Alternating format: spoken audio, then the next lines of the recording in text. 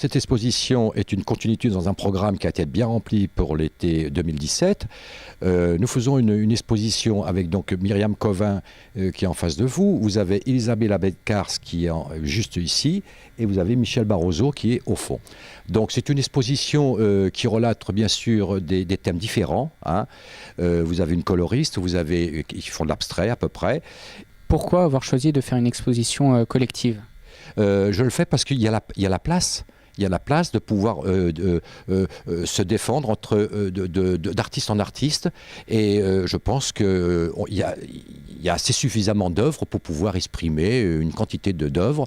Mais je pense que Myriam Covin et Michel Barroso, avec Isabelle Belkars, se sont mis ensemble pour pouvoir justement promouvoir leurs œuvres. J'ai commencé la peinture dans une période un peu difficile de ma vie.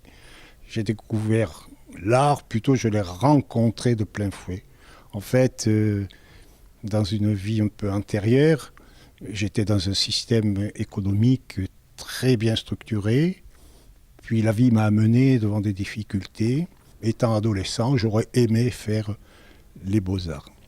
Donc je me suis investi dans ce travail qui au départ a été comme une source un peu même de jouvence. Donc dans la peinture, c'est un peu cette transmission d'essayer de montrer un peu à tout le monde que l'on a à l'intérieur de magnifiques choses.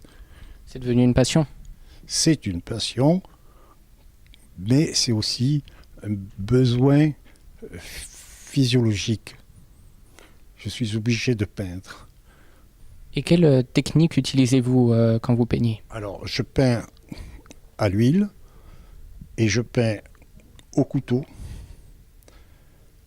parfois au doigt, voilà, et au pinceau aussi. Donc, en fait, ces techniques varient, mais quand je fais un tableau au couteau, je fais le tableau au couteau. Par exemple, les chevaux, ils ont été faits au doigt, et d'autres tableaux sont faits qu'au pinceau ou au couteau. Que pensez-vous de cette exposition ? Qu'est-ce qu'elle vous apporte ?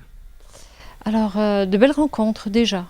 On rencontre des gens passionnés, intéressés, des peintres qui sont freinés parfois par la vie et qui reprendront un jour les pinceaux. Et on fait de belles rencontres avant tout. Qu'est-ce que vous exposez ici au Spadio ? Eh bien, j'expose quelques toiles avec des visages d'enfants principalement.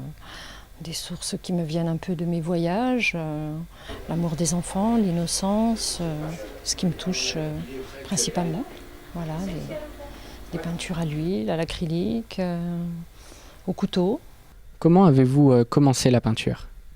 Alors j'ai fait des études de beaux-arts. En plus, j'ai suivi une méthode Martenot pendant plusieurs années avec un professeur formidable. Et j'ai acquis une technique et des couleurs, les choses qui... Voilà, des rencontres qui ont fait qu'on progresse assez rapidement. Après, j'ai trouvé mes sujets et c'est venu naturellement. Qu'est-ce que vous essayez de dire à travers vos œuvres ? Ce que j'essaie de dire, que le temps est éphémère, il nous file entre les doigts et que j'espère que tous ces visages, tous ces enfants resteront. Et voilà, une espèce de bienveillance qui veille sur nous, je pense.